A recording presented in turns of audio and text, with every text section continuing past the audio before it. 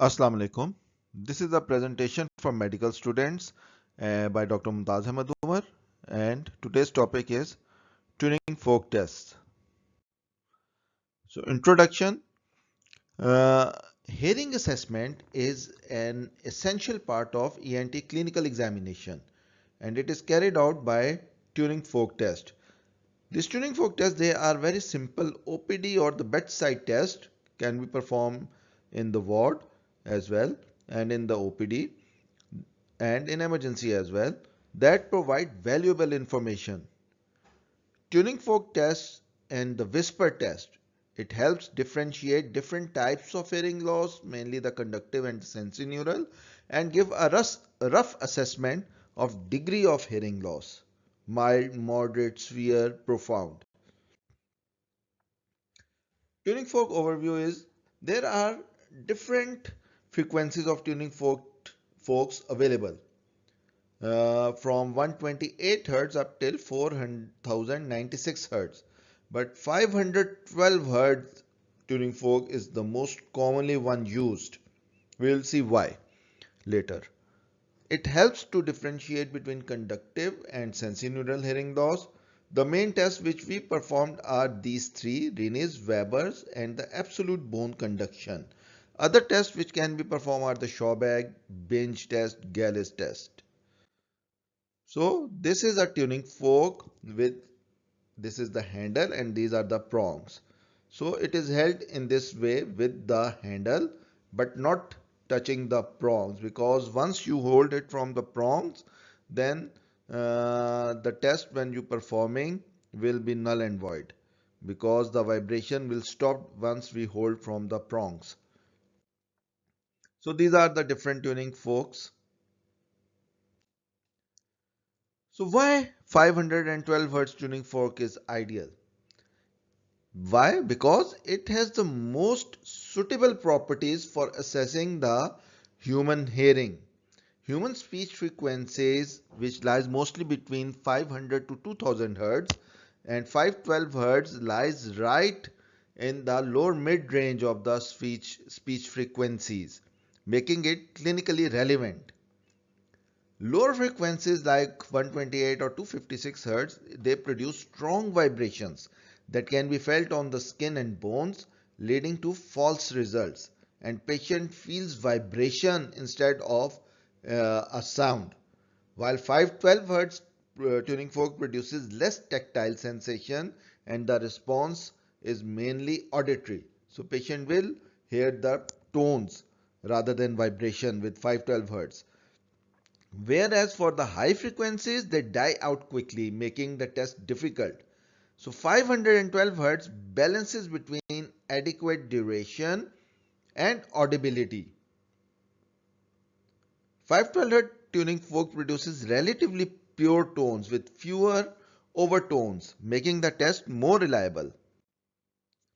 So, as I mentioned, it lies within the speech range, frequency range, and produces less tactile vibration compared to the lower frequencies, and vibration lasts long enough for proper testing, while there are fewer overtones and the results are reliable.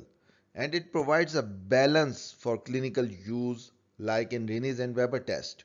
So 512 Hz tuning fork is ideal because it is within the speech range, less likely to be felt as vibration, lasts long enough, and gives reliable result.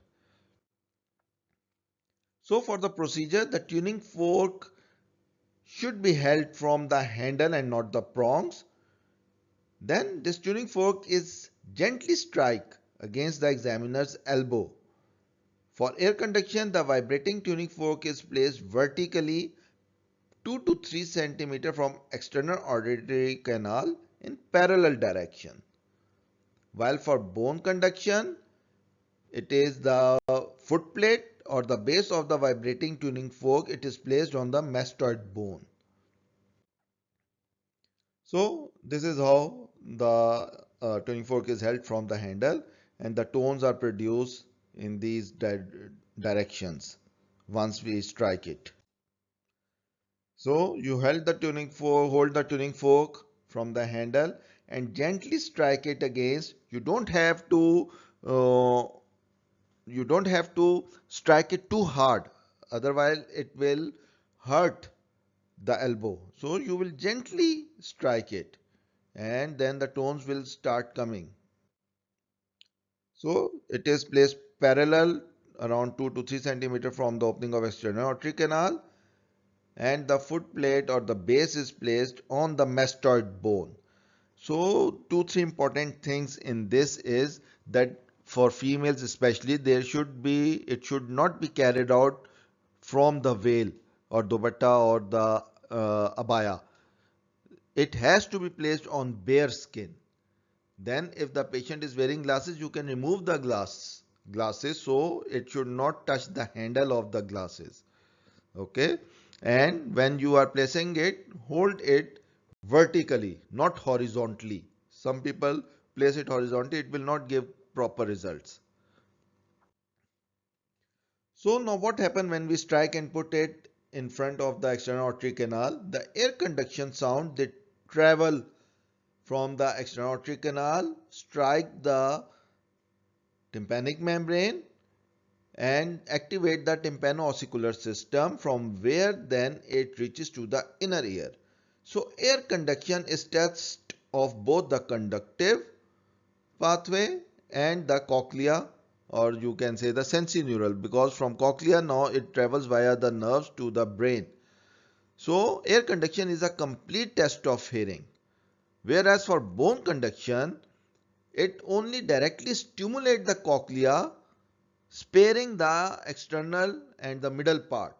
So this bone conduction is measure of cochlear function only. So it is incomplete test of hearing, whereas air conduction is complete test of hearing.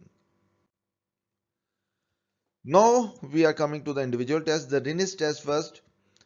The basic purpose of Rinne's test is that it compares the air conduction with the bone conduction. There are different ways to perform. Like you can place the vibrating tuning fork first on the mastoid and ask the patient to respond when he stop hearing, and as soon the patient say that he has stopped hearing any sound, then bring the tuning fork in front of external aortic canal and ask whether the patient is hearing or not. If patient said that he is hearing, then it means air conduction is more than bone conduction. But this test by this method, it will take more time, and in examination or when there are too many patients in OPD, we don't have too much time. So the second method, it is the quickest method. It will give the same results as for this above method. So in the second or quick method, we basically compare the loudness level at air conduction and bone conduction. So this one is more preferred and less time taking. Interpretation, as normally you all know, air conduction is better than bone conduction. So this is present in normal individuals as well as in patients who have been suffered from sensorineural hearing loss. Air conduction will be more than bone conduction. Whereas for negative, it means that bone conduction is greater than air conduction, and it is the landmark for the conductive hearing loss. Negative Rinne indicates that a minimum air-bone gap or the AB gap of 20 to 30 decibel is there. And the sensorineural hearing loss, though air conduction is greater than bone conduction, but it will be reduced overall than in a normal person. There is another thing which is known as the false negative Rinne's, meaning that the test will show that Rinne's is negative, but actually it is a false negative. This happened in cases of severe unilateral hearing loss, sensorineural hearing loss. In those people who have severe unilateral sensorineural hearing loss, when you try to put, let's suppose if the patient has severe hearing loss in left ear, when you put the tuning fork in front, the patient will say he is unable to hear any sound. But once you place it on the bone conduction, the patient in the on the mastoid, the patient will respond and say that the sound is coming. Why? Because this is from the opposite ear due to transcranial transmission of the sound. As skull is a whole bone, so the sound it travels via the bone. So one ear, when you place, the sound is coming to the other ear through this transcranial transmission. Correct diagnosis is made by masking the non-test ear. So once you mask the non-test ear, there are some things available, Barani noise box or wideband noise, or otherwise what you can do with your finger, you snap continuously like this in the non-test ear, and then you can put the tuning fork at the same time on the mastoid of the testing ear. Or it can be further clarified with the Weber test, as it will get lateralized to the better ear. Now the Weber test, this test it inform about the centralization or lateralization of the sound. Procedure is place the base of the vibrating tuning fork on the midline of the forehead. This is the more preferred area. But you can also place it on the vertex, central incisors or symphysis mentae. By choice you can place on forehead or vertex, but if you have placed it on the forehead and patient is unable to hear any sound, then you repeat again on the forehead. If again he not able to hear any sound, then you put it on the vertex, then central incisors, and usually the patient will hear or respond to that sound. And you have to explain that it will not the actual sound, mainly it may be vibrating sound or vibrations. So patient is asked to indicate the direction from which the sound is coming, and uh, you will have to counsel the patient or explain it to the patient that whether the sound is heard in the center, both ears equally, or any ear first. So these three things you have to give command to the patient, whether the patient is appreciate the sound in the center or both ears equally or any ear first. ठीक है, तो उर्दू में ये होगा कि आपने मरीज से पूछना है कि आपको आवाज दरमियान में आ रही है, दोनों कानों में एक जैसी आ रही है या किसी कान में पहले आई है. So for the centralized equal sound in both ears or in the center, then it is normal. Whereas if the sound lateralizes, if there is any lateralization of sound to one or other ear, then there can be two possibilities. First, if the sound lateralized to the affected ear, like if the patient presented to you with right-sided hearing loss and Weber is lateralized to the right side, it means it is conductive hearing loss. Whereas if the sound lateralizes to the left side, it means there will be sensorineural hearing loss on the right side, because sound lateralizes to normal ear in cases of sensorineural hearing loss. An other important point regarding Weber test is that Weber test is sensitive than Rinne's test. So any small degree of conductive hearing loss, Weber test will be lateralized, like around 15 decibel. If there is hearing loss of a 15 decibel, Weber will be lateralized. But for Rinne's to become negative, the hearing loss has to be around 20 to 30 decibel.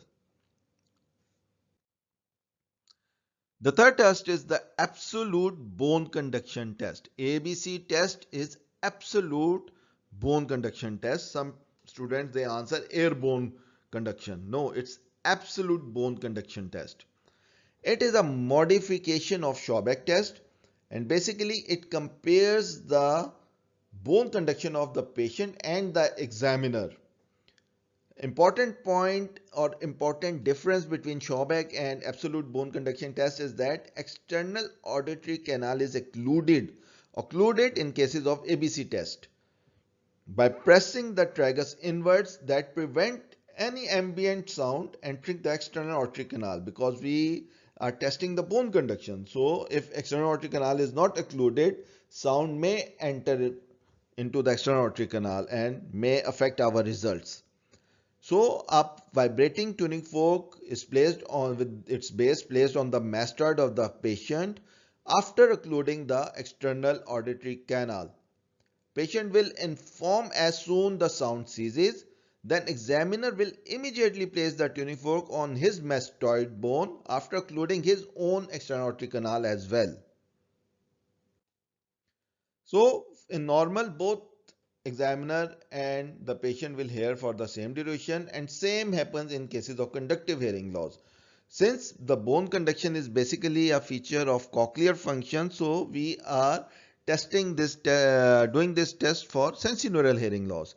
So in sensorineural hearing loss, the patient hears the sound for shorter duration than examiner. So there will be shortened ABC. The Schaubeck test, it is same procedure is same as about ABC, but without occlusion of external auditory canal. Again, compares both patients' conduction, bone conduction, and examiner's bone conduction. Tuning fork placed on the mastoid of patient and then examiner. For normal, it is the both will hear for the same duration. In conductive hearing loss, patient may hear slightly longer than the examiner, whereas for sensorineural hearing loss, patient hears for shorter duration. So this is a chart explaining or interpreting the different results of the tuning fork. For Rinne's, air conduction is more than bone conduction. It is in normal, or Rinne is positive. Conductive bone conduction will be greater than air conduction, which is Rinne is negative. Weber, in normal individual, it will not be lateralized, but conductive lateralized to poor ear and sensorineural lateralized to better ear. ABC, same as examiner in normal and in conductive deafness, but reduced in sensorineural hearing loss. And Schaubeck, it is equal or same as examiner in normal, but lengthened in cases of conductive and shortened in cases of sensorineural hearing loss. Okay, for the whisper test, it is a simple screening test for hearing. As we have seen in the what we say for the in the tuning fork test, they will just give us the idea about the type of hearing loss, but whisper test will roughly tell us about the degree of hearing loss as well. There are again different methods to perform. Some do it while standing behind the patients, but I perform it while sitting in front of the patient, but moving the patient face to the opposite direction, occluding the opposite non-test ear, and put my hand in front of tragus. So, but the important thing is the distance. Examiner sits at one arm distance from the patient and whispers the words or numbers, and patient is asked to repeat the words. The words can be as simple pin, fin, tin, sin, or the double syllable words like daydream, football, subah sham, din raat, or you can say simple words or letters like 52J, 5JN, 5J2, K2M, like this, and ask the patient to repeat the C in the sequence. So the results will, in non-normal individual, patient will correctly repeats the words, while in abnormal or hearing loss person, there will be difficulty in repetition of the words, indicating that the patient has hearing loss. For whisper test, we sit in such a way that the distance between the examiner and the patient is around one arm. Then you have to put your hand in front of the tragus so the patient cannot glimpse towards the moving of the lips, and the patient is asked to occlude the ear. Either you occlude the opposite ear or the non-test ear yourself. In this side, like this arm, it is this hand, it is occluding the non-test ear, and as we are testing the left ear, the right ear is occluded, and in this picture we are testing the right ear and left ear is occluded. So interpretation, this is a basically it will not give you the exact degree of hearing loss. For that we need to perform pure tone audiometry, but it will give the rough idea. So when you whisper at one arm distance and you speak the word, let's say 52J, and the patient repeat it, or you say football, patient repeat it, then it means the patient's hearing is normal and test is finished there and then. You don't have to go any further with the test. Each succeeding step is only performed when the previous step patient is unable to pronounce the word. So if the patient is unable to repeat the words at one arm distance and a whisper, then you go close to the ear and again whisper the words. And now if the patient repeat the word correctly, then it means that the patient has mild degree of hearing loss, anywhere between 25 to 40. We can be little more specific, whether it's around 30 or around 40, with 2 3 words, and if all 2 3 words they are communicated properly or repeated properly, then it means it's not 40, it's less than that. So with experience you can get to that, but here I am only giving the rough estimate. So if patient not able to repeat the words on whispering very close, then again you go back at one arm distance and in a normal voice you again pronounce certain words. And if now the patient is able to answer, then hearing loss is around moderate degree, some anywhere between 41 to 70 decibel. As again I mentioned, we can more precisely give any figure in between this range. But if patient is not able to answer here, then you have to go close to the patient and now again in normal voice you pronounce a word. And now if the patient is able to answer, then he has around 71 to 90 decibel loss, which is severe hearing loss. But here also if the patient is not able to repeat, then you shout close to the ear, and at that stage it means that the hearing loss is more than 90 decibel, which is severe to profound, or it is profound hearing loss. After greater than 90 decibel will be profound hearing loss. The clinical relevance is that these are the quick, simple and cost-effective tests, helps distinguish between the conductive and sensorineural hearing loss, give us the rough idea of degree of hearing loss, guides further audiological and radiological evaluation, and it is again an important skill for medical students and clinicians. Thank you. अस्सलाम वालेकुम। अभी आपको इस औजार की आवाज आएगी, पहले कान के आगे फिर कान के पीछे। मुझे आपने बताना होगा ऊंची कौन सी आवाज आ रही है, आगे वाली या पीछे वाली।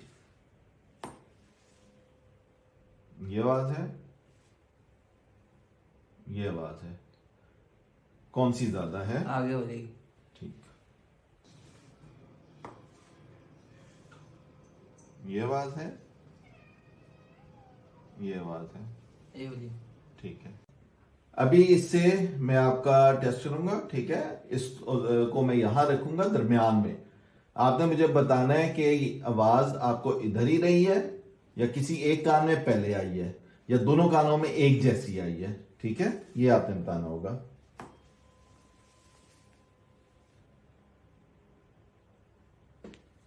हाँ जी, किधर आवाज आई थी? दोनों कानों में।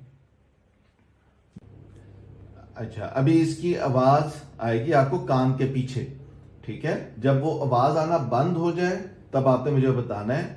आपने ना अपने हाथ से, उंगली से इसको बंद कर लेना है। बंद कर लें इसको।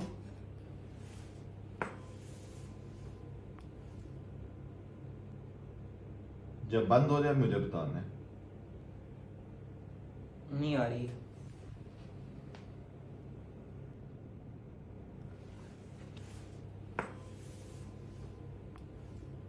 नहीं आ रही।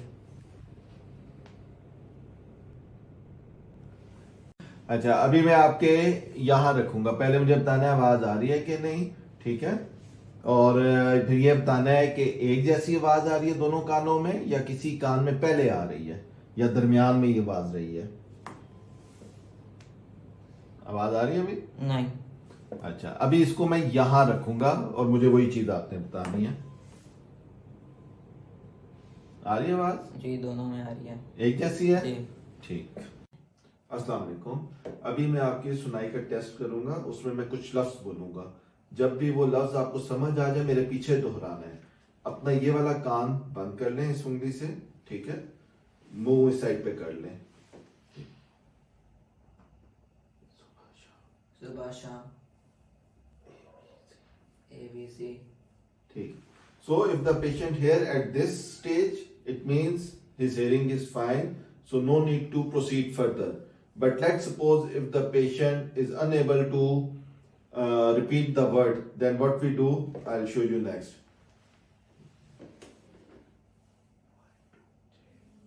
I do say 42